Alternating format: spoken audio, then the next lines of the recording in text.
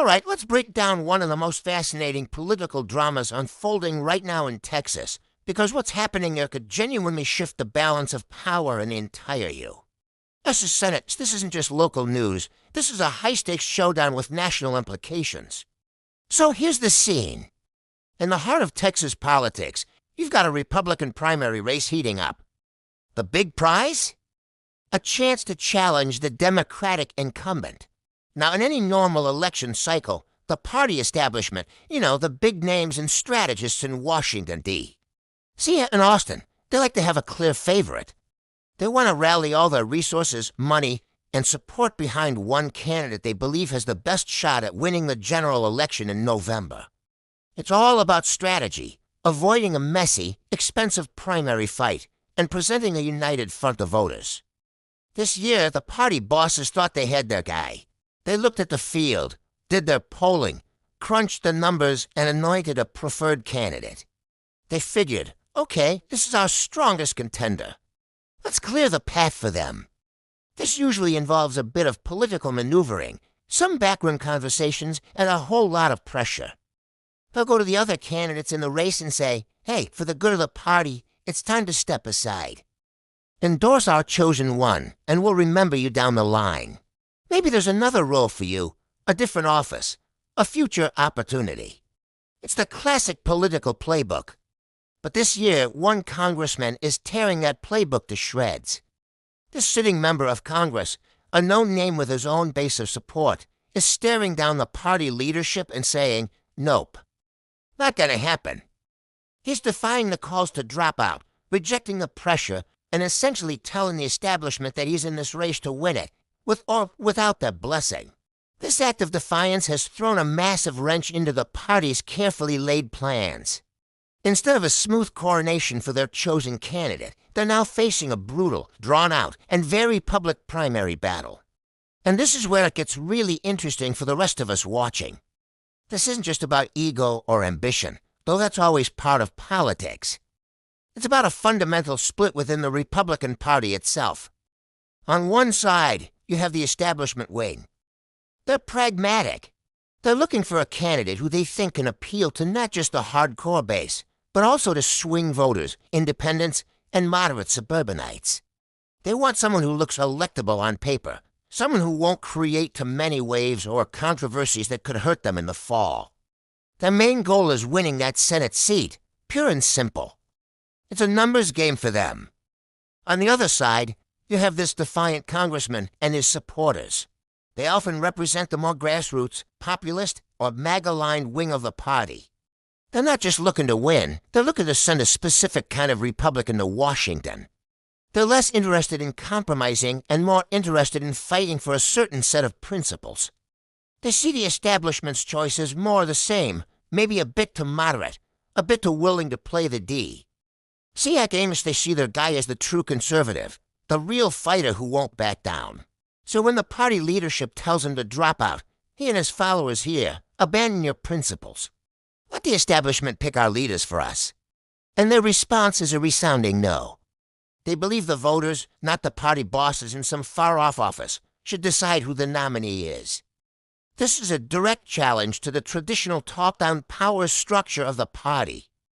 Now let's talk about the consequences of this scramble. First, money. Primary fights are incredibly expensive. All that cash that was supposed to be saved for the general election to fight the Democrat, it's now being burned by two or more Republican campaigns attacking each other. They're running ads, sending mailers, and paying consultants, all funded by GOP donors. Essentially, Republicans are spending money to fight other Republicans, which is the exact scenario the party leadership wanted to avoid. This drains the war chest that will be desperately needed come November. Second, the messaging gets messy. Instead of a unified message against the Democratic opponent, you have Republicans publicly tearing each other down. One campaign might call the other not conservative enough, while the other might fire back, calling their opponent unelectable or too extreme. All of these attacks, all of these sound bites are recorded. And you can bet the Democratic Party is saving every single one of them. They will happily take the negative ads that Republicans are running against each other and repurpose them for the general election.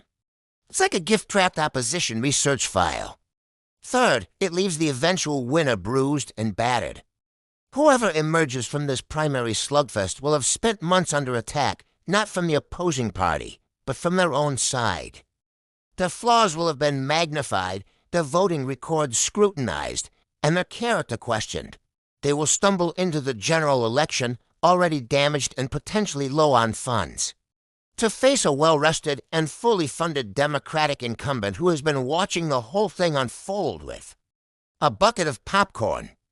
This whole situation is a perfect illustration of the ongoing battle for the soul of the Republican Party. Who gets to decide its future? Is it the seasoned strategists and donors who prioritize winning at all costs? Or is it the passionate, fired-up base that demands ideological purity and a no-compromise approach? This Texas race is a microcosm of that national conflict. The defiant congressman's campaign is fueled by this grassroots energy. He's holding rallies, connecting with voters directly, and using social media to frame his fight as a classic David versus Goliath story, him, the people's champion, against the powerful, out-of-touch party machine. And it's a narrative that can be incredibly powerful in a primary election, where the most motivated and ideological voters are the ones who show up. For the National Party, this is a nightmare scenario. The Senate is so closely divided that every single seat is critical. A Republican majority could hinge on this one Texas race. If a messy primary produces a weakened nominee who then goes on to lose a winnable seat in November, the blame game will be epic.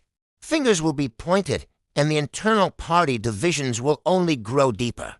So, as we move closer to the Texas primary, keep a close eye on this race. It's more than just another election. It's a battle over power, ideology, and the future direction of the Republican Party. The outcome will tell us a lot about who is really in control. Will the establishment be able to consolidate its power and push its candidate over the finish line? Or will the defiant congressman prove that the grassroots can successfully revolt and choose its own champion? The answer will have ripple effects that reach all the way to Washington, D.C., potentially deciding who controls the Senate.